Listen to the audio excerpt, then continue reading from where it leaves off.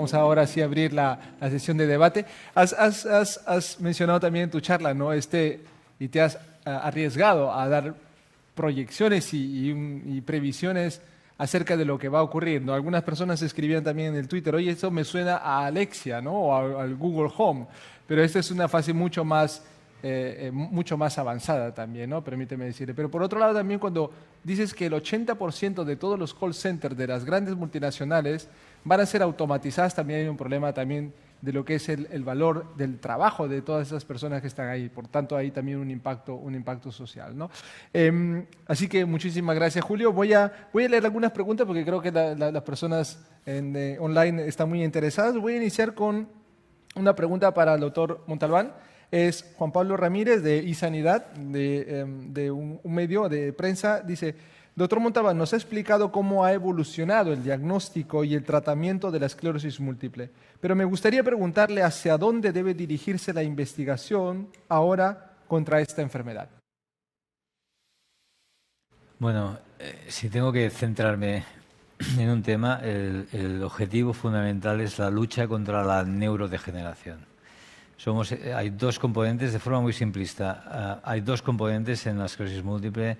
Un fenómeno inflamatorio, somos muy eficaces para combatirlo, y el fenómeno neurodegenerativo, he mostrado una diapositiva de la atrofia cerebral, etcétera, todavía somos bastante ineficaces para combatirlo. Yo creo que si hemos de dedicar esfuerzo es en la identificación de estrategias terapéuticas, medicamentos u otras, que nos permitan acabar con este fenómeno neurodegenerativo, que por otra parte es común para otras enfermedades neurológicas. Muchas gracias. Para Julio, hay una pregunta de una persona de Londres que nos dice, sueño versus solución de problemas. ¿Qué debe primar en la innovación? Yo creo que en invención debe predominar el sueño. En innovación debe predominar lo otro.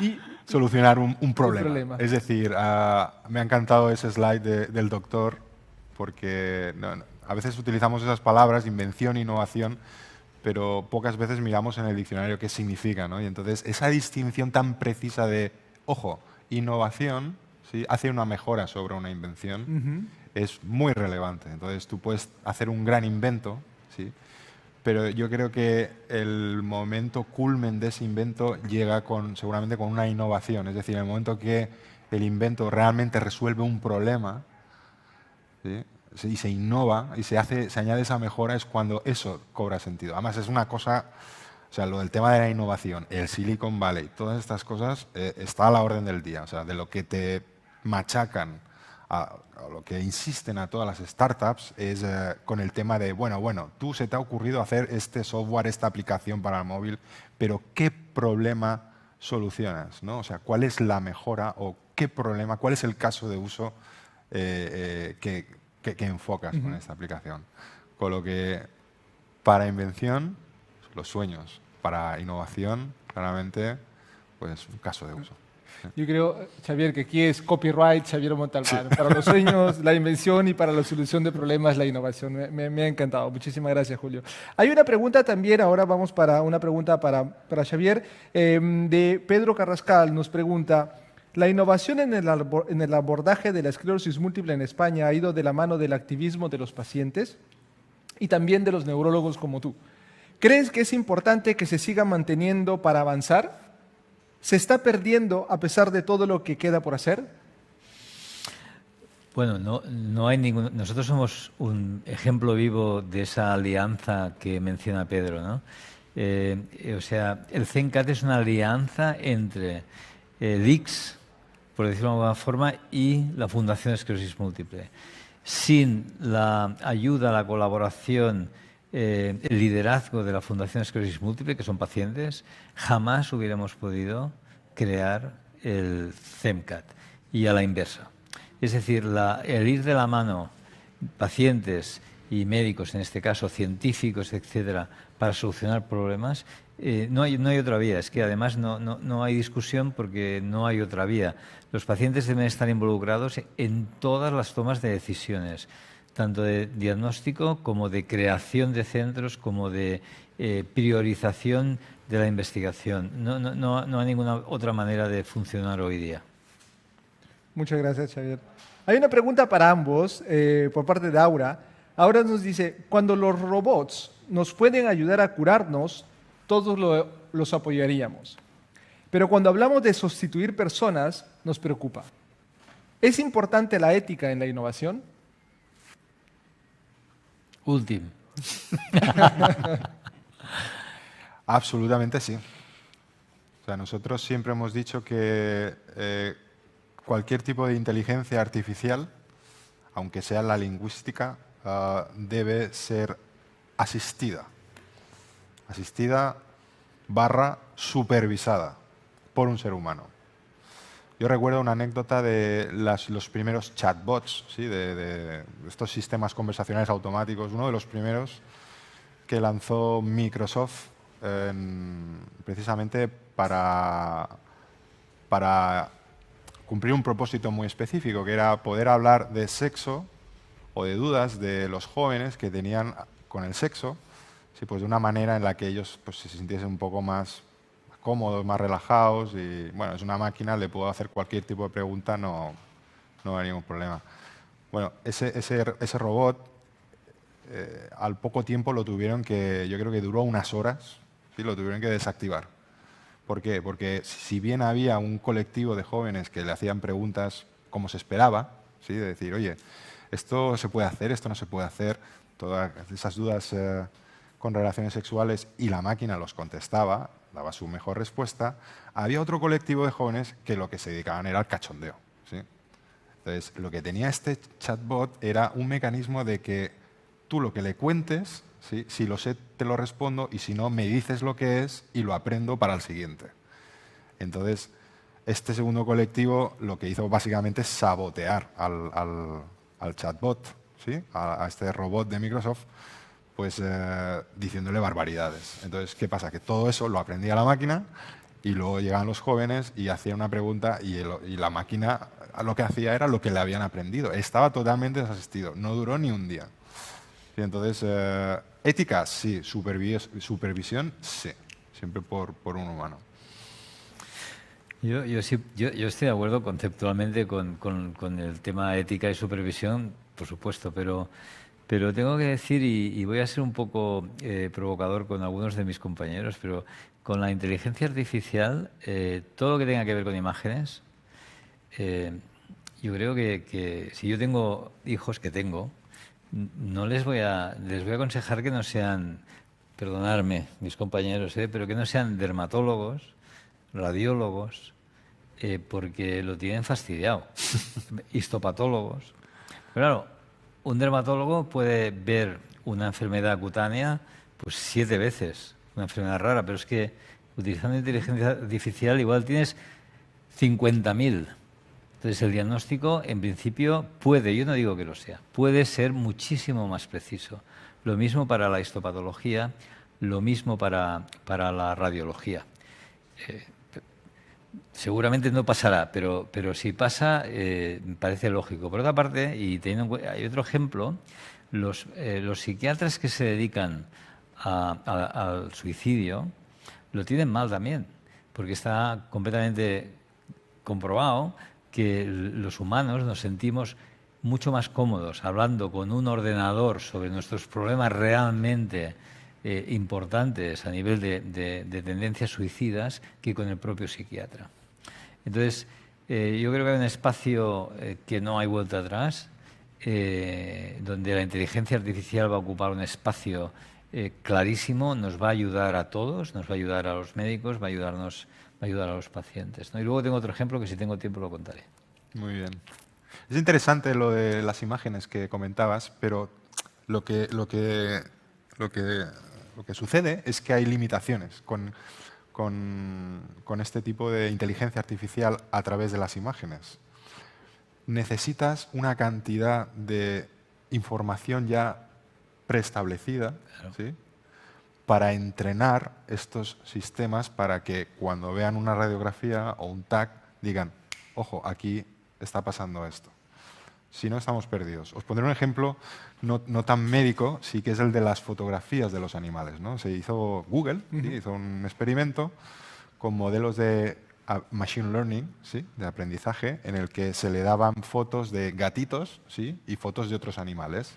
Y se establece un modelo en el que los gatos en estas fotos tienen esta pinta. Y se le dan muchas fotos de gatos, ¿vale? Entonces esto se puede un poco trasladar al caso de las pruebas médicas, ¿sí?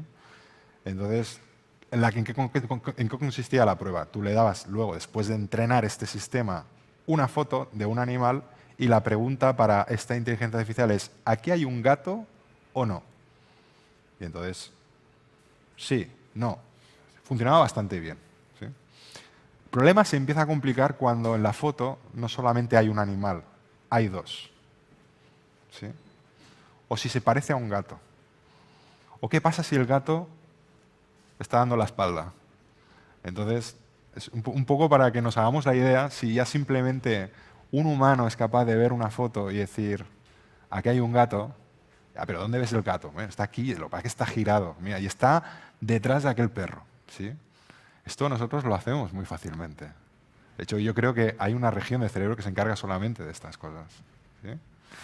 Entonces, yo te tengo que contradecir.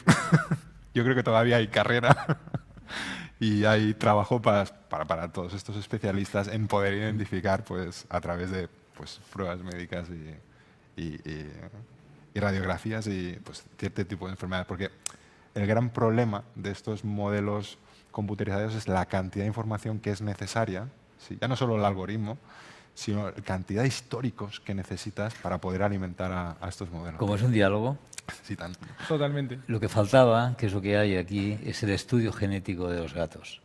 Lo que necesitas es el gold standard. Esto es un gato porque tiene este estudio genético. Esto es un tumor porque tiene esta biopsia. Vale. Entonces, como tienes un gold standard, es cuando el machine learning pues, relaciona no solo la imagen, la foto, sino también esto es así seguro y no puede ser de otra forma. O sea, que sí, pero estoy muy contento de que mis compañeros tengan el seguro, el seguro asegurado. Años más. No, y también es un debate muy vivo en las redes sociales. Ayer leí en LinkedIn acerca de esto, ¿no? Van a ser, es la inteligencia artificial, machine learning o la tecnología va a sustituir a los médicos. Yo creo que probablemente puede ser uno de los horizontes, pero no necesariamente el único, ¿no? Lo que sí es cierto es que las nuevas tecnologías, como en el caso de la resonancia magnética, ha mejorado muchas de las tareas que los médicos realizan cada día, ¿no? Yo creo que todavía el camino es largo, pero seguramente va a llegar. Así como nos han hecho muchas disrupciones en varias áreas, va a llegar. La cuestión es cuándo, ¿no?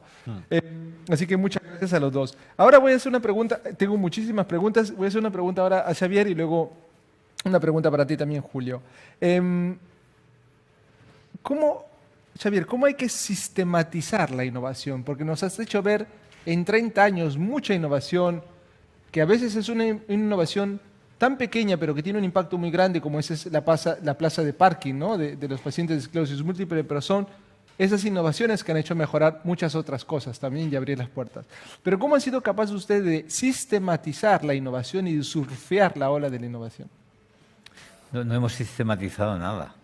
Ha sido fruto del azar, del trabajo, de la coincidencia, de tener la mejor herramienta en un laboratorio de investigación, que es un sofá para sentarte y pensar, etcétera, etcétera. Yo me veo incapaz de responder adecuadamente a esa pregunta, porque tengo la sensación de que no hemos sistematizado nada. Lo único que hemos hecho ha sido, yo creo, dialogar, interaccionar, ser capaces de rodearnos de los mejores, que afortunadamente en este país pues tenemos grandes talentos, y de siempre identificar la mejor de las soluciones, ¿no? Venga de donde venga. Pero yo no sé cómo se sistematiza la innovación. No sé si tú, Julio, tienes alguna idea al respecto. Yo creo que es todo lo contrario, que necesitamos romper con mecanismos sistemáticos, metodologías, y de hecho Bueno, en el ámbito del desarrollo de software se hablan de nuevas metodologías, tanto la gestión de proyectos como la construcción, despliegue de software. Se habla mucho de Agile, de Scrum. Son palabrejas que básicamente lo que hacen es justificar una manera diferente de hacer las cosas. ¿Sí? Antes la informática era pues, como muy seria, muy procedimental. Y dice, bueno, vamos a hacer un programa que hace un cálculo de balances. Bueno, a ver, venga, análisis, desarrollo, pruebas de usuario, entrega del proyecto. Era todo como muy formal. Y con toda esta revolución del Silicon Valley, las aplicaciones de Facebook, Google, Twitter, etcétera, etcétera, lo que se descubrió es que realmente hay una manera de trabajar más ventajosa que la que estábamos llevando hasta ahora. Sí, que es pues, esta gente joven, estos desarrolladores que se saltan las normas, se saltan los sistemas. Básicamente lo que consiguen son pequeños hitos, ¿sí? Que poco a poco, todos sumados, son los que hacen la diferencia. Si planteamos proyectos a largo plazo o medio plazo, pues la verdad es que es un poco un tostón y no pasan 6 meses, 1 año, 2 años, hasta que realmente puedes ver un mínimo producto viable, un desarrollo, una cosa que funciona, y luego puede ser que incluso no tenga nada que ver con lo que se estaba planteando. Entonces, las nuevas metodologías un poco lo que intentan justificar esta manera de trabajar nueva, que es totalmente pues, rompedora, yo incluso diría que atrevida, salvaje, que va a saco, o sea, que realmente va a cumplir un objetivo muy específico, muy concreto, de tener un beneficio inmediato que acumulándolos todos juntos conforman pues, el resultado final. ¿Sí? Muy bien, muchas gracias a los dos. Xavier, nos has explicado durante tu charla que una de las innovaciones que has vivido ha sido la resonancia magnética, ¿no? Pero hay una persona que nos pregunta, más allá de la resonancia magnética, ¿cuál es la mayor innovación que has vivido durante tu carrera? Ya lo he explicado un poco antes. Yo creo que el momento mágico, o el momento más mágico que yo he vivido a lo largo de mi carrera, aparte de la primera vez que vi una resonancia, vuelvo a insistir, recordar que antes lo que hacíamos eran mielografías, ventriculografías, hacíamos unas barbaridades tremebundas, muy agresivas, muy traumáticas para los pacientes. Yo recuerdo, yo era R2 o R1, me acuerdo la primera resonancia que vi, no me lo podía creer, digo, esto es el cerebelo. Esto es el cerebelo, que no lo habíamos visto nunca, ¿no? Aparte de eso, me has dicho que esto no. Vale, la segunda yo creo que es la primera vez, que también lo he dicho antes, que después de estar pues, viendo muchos cientos, no sé si miles en aquellos momentos, pero cientos de pacientes con esclerosis múltiple a los cuales no les podías ofrecer ningún tratamiento que modificase su historia natural, apareció el interferón beta 1B que ahora mismo pues ya es, imagínate, ¿no? Dónde estamos ahora. Y me recuerdo perfectamente una reunión en Europa, no me acuerdo de qué ciudad, 300 neurólogos dedicados a la esclerosis múltiple y 4 de los investigadores intentando convencernos de que aquello había funcionado, intentando convencernos de que la resonancia magnética se había modificado y que era capaz de medir la mejora, que eso también era un hito. Eso para mí fue una experiencia inolvidable y fue el principio de una etapa maravillosa, porque no lo he dicho, pero en esclerosis múltiple es donde hemos asistido en los últimos 15 años al mayor desarrollo terapéutico y de conocimiento en neurología de lejos. O sea, esa etapa yo he tenido el privilegio de vivirla de cerca y espero seguir disfrutando de ella durante unos cuantos años hasta que las máquinas me sustituyan. Gracias, Xavier. También nos comentan aquí, Julio, de que les gustaría también que les comentes en otro momento probablemente los 8 tipos de inteligencia, ¿no? Entonces, pero aquí la pregunta también de una persona es, ¿en qué sueñas? ¿En qué sueño? ¿Cuál es tu visión del futuro en tu área, en la inteligencia artificial? Nos has dado 2 previsiones, pero en realidad si tienes que proyectarte más adelante, ¿cuál es el sueño que tienes acerca de todo este mundo de la inteligencia artificial? Yo creo que en mi caso hay una influencia muy grande de las películas de la Guerra de las Galaxias. O sea, yo soy del año 77, ¿sí? Era muy pequeño para ir al estreno de la Guerra de las Galaxias, porque fue justo cuando nací. Las vi un poco más tarde, pero fue impactante ver pues, esos robots, ¿no? Sobre todo el dorado, ¿no? El C-3PO, que era el robot que era además traductor en 5 millones de idiomas en toda la galaxia. Y eso me impactó mucho, ¿no? Ese robot charlatán y otros tantos robots de series de ciencia ficción, de otras películas. Hay otros robots que me fascinan mucho, como Terminator, sí, pero estos van más de otro rollo. Estos van a acabar con el mundo y con la humanidad. Esos son interesantes, pero no son con los que sueño. Sí, con los que sueño son más los robots que realmente pues, cumplen una función o solucionan un problema.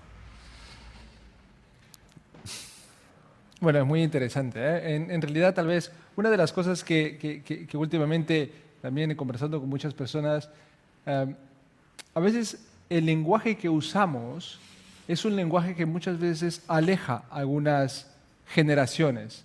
Por ejemplo, la generación de los millennials, la generación de los Z, las generaciones de los baby boomers. Cuando usamos lenguajes como inteligencia artificial, machine learning, deep learning, big data, etcétera, etcétera, de alguna manera distanciamos a una de las generaciones. Y son las generaciones, ¿no? que son nuestros padres probablemente y como que se alejan, pero tienen unas ganas de estar ahí. Entonces, piensas también que hablando de robots, crea una sensación también de temor. Una persona nos preguntaba si van a sustituir también muchos empleos, etcétera. ¿Piensas que deberíamos también cambiar ese léxico y esa manera de comunicar para que sea mucho más comprensible a las personas y abrazar ese cambio, esa transformación? Bueno, absolutamente sí. O sea, es decir, realmente el que se está adaptando es la máquina al humano. Sí, eso es lo que buscamos con el desarrollo del lenguaje natural o el procesamiento del lenguaje natural. Es que la máquina no hable ceros o unos, sino que realmente hable tu idioma. ¿Sí? Eso es lo que perseguimos. Entonces, o sea, definitivamente las lenguas son es un sistema que está vivo en todo momento. ¿Sí? Cuando una lengua no evoluciona, no sufre cambios, es lo que se denomina una lengua muerta. ¿Sí? Las lenguas muertas no las habla nadie, caen en el olvido. Entonces, no hay que tener miedo de estos cambios o de estas alteraciones, ¿no? Forma parte de nuestro proceso evolutivo y la lingüística no es una excepción. De la misma manera que no hay que tener miedo o resistencia a estos cambios, a estas nuevas carreras o trabajos, ¿no? Relacionados con inteligencia artificial, machine learning, etcétera, etcétera. Son los trabajos del futuro. Yo, por ejemplo, les podría hablar de un trabajo que en los primeros ordenadores no habían discos duros, no habían pendrives, no había CD-ROMs.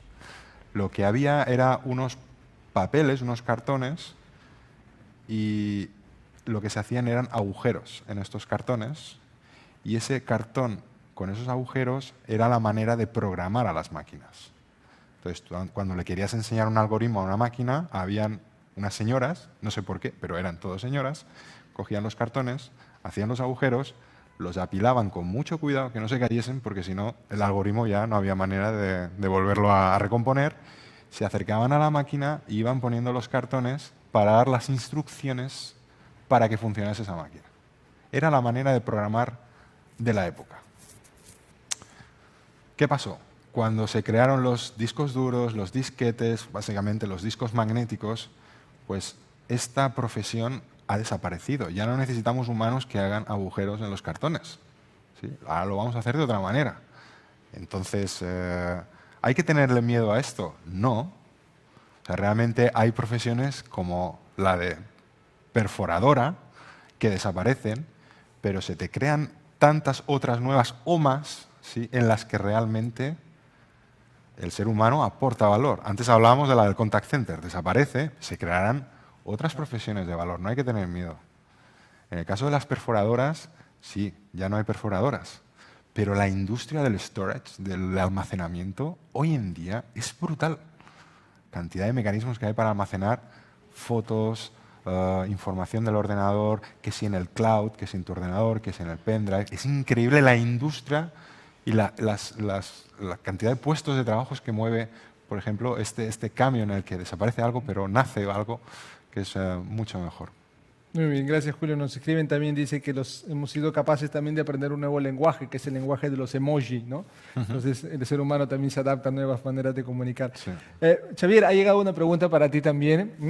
Dice, nos has hablado antes de tus compañeros dermatólogos, etcétera, etcétera, pero ahora, ¿qué nos dices? ¿Puede la inteligencia artificial ayudar o sustituir o ayudar también en diagnosticar y prevenir patologías neurológicas? Claro que sí, por supuesto que sí. De hecho, te has preguntado tu sueño, ¿no? Mi sueño sería, a través de Big Data, como tú dices, pues tener una especie de algoritmo o de calculadora donde introduciendo una serie de datos demográficos, pero también de imagen, de resonancia magnética, biológicos, de biomarcadores, genéticos, etcétera, me diera, en primer lugar, un pronóstico exacto de cómo va a ir el paciente a lo largo del tiempo, me identificase cuáles son los mecanismos de acción que estoy esperando de un fármaco para que funcione en este paciente, y etcétera, etcétera. O sea, por supuesto que sí. Podemos explorar, las máquinas pueden explorar. O sea, la vieja excusa es que el neurólogo es un médico en el sentido estricto, porque lo que no diagnostiques cuando estás haciendo la historia, empiezas a tener problemas. Si cuando has acabado de hacer la historia no sabes lo que tiene el paciente, empiezas a tener problemas. Si cuando has acabado de hacer una exploración neurológica, que tú sabes que la exploración neurológica lleva tiempo, es compleja, etcétera, y no sabes lo que tiene el paciente, ostras, el problema es mayúsculo. Y luego ya sí que ya utilizas otras herramientas, ¿no? Pero para confirmar lo que ya sospechas. Pero yo estoy seguro, ahora mismo se puede explorar a través de elementos mecánicos o informáticos, digitales, etcétera. No sé si sustituir, hay otra cosa que se llama empatía. Con el COVID ahora pues estamos haciendo mucha telemedicina. Hay pacientes que quieren venir y quieren que estés con ellos, quieren percibir esa sensación, que a veces yo también lo quiero cuando llamo a un contestador automático, y tengo la sensación de que iremos mejorando, nuestra función será otra, como tú decías, iremos modificando nuestras labores, pero bueno, yo creo que nos van a ayudar. Yo no le tengo ningún miedo, al revés. Bienvenida sea la tecnología en todos sus aspectos. Xavier, muchísimas gracias. Hay una pregunta también que está relacionada un poco acerca de los sueños, ¿no? Y nos dice, para el doctor Montalbán, ¿cómo imaginas el futuro de la neurología? ¿Cómo imaginas este futuro? El futuro de la neurología la imagino muy sofisticado porque estamos ya utilizando elementos. En definitiva, yo siempre digo que es que el médico no inventa nada, el médico no progresa nada, no aporta valor. Aquí los que realmente hacen que la medicina avance son los físicos, los químicos, los ingenieros, etcétera, etcétera, que nos fabrican las resonancias, nos fabrican los medicamentos, etcétera, etcétera, ¿no? Entonces yo creo que lo que va a pasar es que vamos a utilizar elementos diagnósticos muy sofisticados, de imagen, de biomarcadores, en sangre, además en fluidos muy fáciles de obtener, y que vamos a tener medicamentos que combatan el fenómeno que ahora nos preocupa, ya lo he mencionado, que es la neurodegeneración, que no es solamente exclusivo de esclerosis múltiple, sino que es el fenómeno que vemos en enfermedad de Parkinson, en Alzheimer, en ELA, en muchas otras enfermedades neurológicas, ¿no? Es el fenómeno de neurodegeneración, de una destrucción y alteración del sistema nervioso noble, y que produce pérdidas irreparables, ¿no? Y ahí es donde tenemos que dedicarle muchísimo esfuerzo, y ahí es donde necesitamos la colaboración de todos estos profesionales que he mencionado, ¿no? Ingenieros, físicos, químicos, gente visionaria, gente, cuando estabas definiendo disruptiva, ¿no? Que yo creo que es también que de repente tengan ideas out of the box, que digas, y esto, pues vamos a probarlo, ¿no? Creo que es el futuro de la neurología. Perfecto, muy bien, muchas gracias. Nos quedan algunos minutos y me gustaría tocar otra paréntesis antes de cerrar. Y es una paréntesis también de, ustedes son dos personas que tienen una trayectoria muy larga. Xavier, tú la tienes en la de la neurología, siendo uno de los fundadores también del CEMCAT, uno de los centros más prestigiosos a nivel mundial. Y tú también con Inventa, que han sido capaces, ¿no?, a través de vuestras carreras profesionales de obtener grandes resultados. Mi pregunta es, ¿qué factores de éxito han pasado en vuestras vidas? Es decir, ¿cuáles son esos elementos que ustedes dicen, hemos logrado obtener todo esto porque ha sucedido esto? Es decir, porque han tenido un buen equipo, ¿qué retos han tenido que superar? Si pueden darme esos 2 o 3 puntos que creen que son verdaderamente importantes para haber llegado hasta donde han llegado. Último. Yo creo que hay un componente de azar, ya lo he mencionado ahí, que no puedes desligarte, ¿no? Hemos nacido donde hemos nacido, hemos vivido donde hemos vivido. COVID es la primera guerra que estamos padeciendo los de nuestra generación aquí, en Europa y en otros lugares del mundo. O sea, yo creo que un componente de azar, por supuesto. En segundo lugar, yo creo que muy, muy, muy importante es el trabajo duro. No me parece que haya ninguna otra forma no sé si de tener éxito, pero de conseguir cosas. Y en tercer lugar, y muy importante también, es la suerte también, pero la identificación de las personas que son mejores que tú y con las cuales quieres trabajar, ¿no? Y en este sentido, pues yo, claro, soy hiper afortunado, porque el equipo de CEMCAT y desde el inicio, pues es fantástico. Entonces, estos 3 elementos, azar por una parte, trabajo por otra parte, identificación de las personas que pueden llegar a ser mejor que tú, es la trilogía que condiciona no sé si éxito es una palabra que no me gusta demasiado, pero un logro determinado, ¿no? Julio. Pues, en mi opinión, creo que el factor, voy a mencionar 3, pero para mí el factor fundamental es las personas, ¿sí? Va un poco en la línea de lo mismo que tú mencionabas. Para cualquier empresa, creo que su activo fundamental, más importante, no es ni el hardware, ni el software, ni la flota de coches, ni el producto que fabrican, ni las patentes. Son las personas. O sea, realmente el activo más importante, en mi caso, ¿sí?, son esas personas, y algo muy curioso, que es la combinación de esas personas. Es probable que alguna de estas personas, pues por su cuenta, hubiesen conseguido algunos logros, pero yo creo que los mayores logros ocurren con cierta combinatoria, ¿no? Con esa combinación de esta persona con esta otra, ¿no? Los Beatles, ¿no? Los Beatles hubiesen sido lo mismo por separado. Bueno, John Lennon no le fue mal, pero de los otros igual tampoco se habló mucho luego. Pero juntos, sí, consiguieron algo que fue único, que fue increíble. Para mí, las personas es lo fundamental.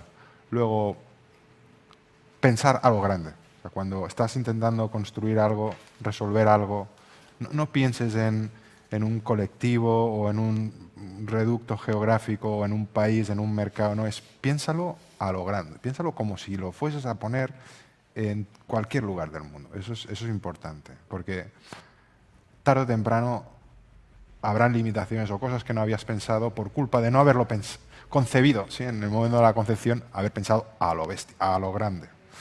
Y por mencionar otro, es de alguna manera olvidarse de que esto no se puede hacer, o esto nadie lo ha conseguido, o esto hoy en día no es así. O sea, el ponerlos nuestras propias limitaciones. Oye, ¿por qué no intentamos construir, no lo sé, un mecanismo que lleve a cabo determinada función? Eso no existe, esto no lo ha conseguido nadie. Eso, mira, si buscas en internet verás que nadie se dedica a eso, porque es que eso es ahora, o sea, esas imposibilidades, esas negatividades, esos ponernos los obstáculos antes de ni siquiera empezar la carrera o ni siquiera saber el deporte que vamos a hacer, es algo que debemos también eliminar, ¿no? Que son obstáculos en esa innovación, en ese crecimiento. Y yo creo que estas tres cosas juntas, contar con un buen equipo, con esa combinación mágica de gente,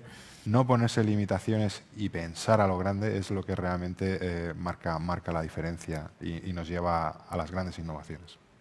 Muy bien, muchas gracias, Julio, también. Nos están escuchando muchas personas y hay muchos jóvenes también, ¿no? Y a veces vivimos en un mundo, a veces que pensamos que obtenerlo todo rápido y ya es lo más fácil o hacerlo de manera inmediata porque tenemos el Internet, tenemos los móviles, etcétera. Pero llegar a obtener, probablemente dices, o conseguir algo más en ese camino, ¿no? Es hecho con grande sacrificio y contar con las personas, ¿no? Porque hoy en día tenemos todo fácil, somos una generación que lo tiene casi todo, tenemos la innovación, tenemos información a portada de manos, pero muchas veces no valoramos que hay valores que tenemos que seguir teniendo, ¿no? Como son el sacrificio, el trabajo, pensar en grande, soñar, porque todo se puede alcanzar. Ahora sí, para terminar, la última pregunta para cada uno. Xavier, hemos hablado de pragmatismo, me ha encantado esta palabra. Oye, no sean pragmáticos, si eso significa limitar vuestros sueños, eso es una cosa que me voy a llevar muchísimo. Nos has hecho ver este camino de innovación en toda tu historia, ¿no? Espero volvernos a ver en 2021, siempre aquí, tal vez en el Palawet.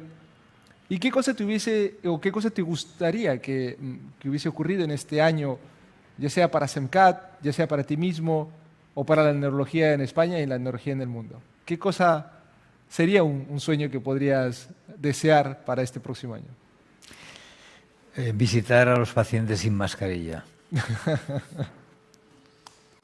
Gracias, gracias. Bueno, esa es la esperanza que verdaderamente todos queremos. Julio. ¿Misma pregunta? Misma pregunta. Claro, nosotros no tenemos pacientes. Yo creo que es fundamental superar ciertos obstáculos, ¿sí? Los que nos encontramos ahora mismo. ¿Sí? Es verdad que la tecnología es un gran auxiliar, nos ayuda mucho ante ciertas restricciones o condiciones en las que pues, nos encontramos trabajando en casa, no podemos salir, no podemos ir a la oficina, no podemos hacer esto, lo otro. Nos estamos autoimponiendo limitaciones porque así toca. ¿Sí? Entonces, es precisamente en la línea de lo que comentaba, ¿no? Es decir, si los grandes progresos, las grandes innovaciones se hacen precisamente olvidándonos y quitándonos todas estas limitaciones, ahora lo que nos toca es autolimitarnos. Entonces, ojalá que el año que viene sí, podamos desprendernos de todas estas limitaciones que por desgracia, pues ahora tenemos que asumir. Eso sería mi sueño a corto plazo. Muy bien, muchas gracias, Julio. Director general de Inventa, muchas gracias, doctor Xavier Montalbán, director de SEMCAT. Yo quiero agradecerles a todas las personas que han estado siguiéndonos en esta hora y media. Espero que las dos charlas acerca del pragmatismo y la innovación en este transcurso de 30 años, hecho en media hora, creo que ha sido magnífico. También todo lo que nos espera con la inteligencia artificial y las nuevas tecnologías, de cómo las máquinas van a interrelacionarse con nosotros seres humanos, pues hay mucho que por ver, y gracias también por las proyecciones, Julio. Por mi parte, quiero agradecerles a todos ustedes que se han conectado el día de hoy. Nos han llegado muchísimas preguntas. Vamos a continuar con estos NeuroTalks y es una manera para todos nosotros de seguir reimaginando las neurociencias aquí en España. Queremos hacerlo de esta manera, trasladando conocimiento, compartiendo los aprendizajes con expertos en el área de la neurología y de las innovaciones de la tecnología. Por mi parte, quiero desearles a todos ustedes y a vuestras familias que estén bien. Estamos viviendo momentos difíciles todos, pero creo que lo positivo trae lo positivo. Hay que mantener siempre esa energía, que estas situaciones no paren nuestros sueños y que seguimos soñando en grande, porque esa es la única manera de poder salir adelante y siempre todos juntos. Así que muchísimas gracias. Gracias también al equipo de Novartis que ha hecho realidad este tercer NeuroTalk aquí en el Palawet. Gracias a nuestros partners también que han colaborado con todos nosotros, Barcelona Science. Y a todo el equipo de producción, a todos los cameramen y a todo el equipo, muchísimas gracias por vuestra labor, muy apreciado. Sin ustedes no hubiésemos podido hacer esto realidad. Lo hacemos en condiciones atípicas, pero espero que el próximo año, como ha deseado Xavier, lo podamos hacer sin mascarillas. Y por mi parte agradecerlos y nos vemos en el próximo NeuroTalks para seguir reimaginando las neurociencias en España. Hasta luego.